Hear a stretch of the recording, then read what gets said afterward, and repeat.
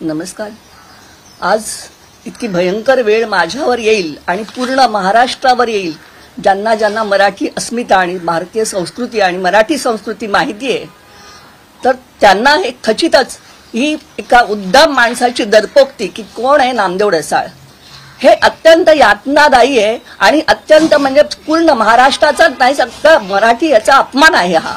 आणि अशा उद्दाम माणसाला इतक्या अधिकारावर कसं नेमलं जातं की ज्या माणसानं त्याच्या शब्द प्रभुत्वानं संपूर्ण मराठी साहित्याला उज्ज्वल केलेलं आहे. हे आपल्याच मातीत नाही तर पूर्ण जागतिक साहित्यात त्यांनी नाव मिळवलेलं आहे.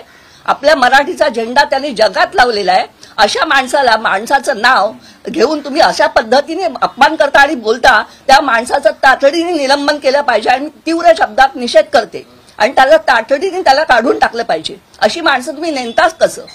याचा अर्थ तुमचं काय दिवाळ वाजलेलं आहे अकलेचं, असंच मला असं वाटतं. आणि दुसरी महत्वाची गोष्ट म्हणजे ज्या लोकांनी हे फिल्म केलेली आहे हल्लाबोल, त्या माणसांनी कुठल्याही तऱ्हेनं माझी परवानगी घेतलेली नाही.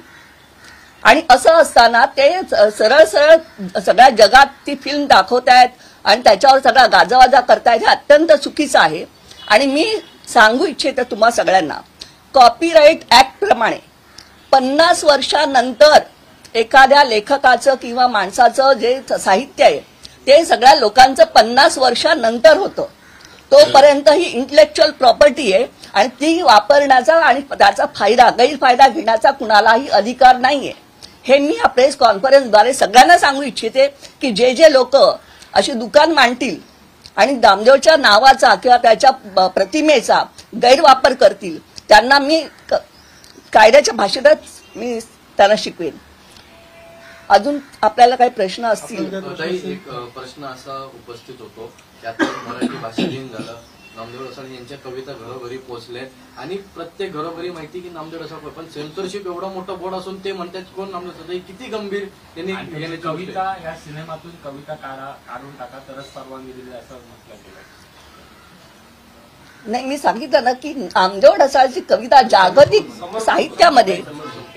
साहित्यामध्ये नामदेवची कविता गेलेली असताना आणि त्याला शासनाची संपूर्णतः म्हणजे त्यांनी पद्मश्री दिले, शासकीय अनेक पुरस्कार दिले, ती गोष्ट वेगळी.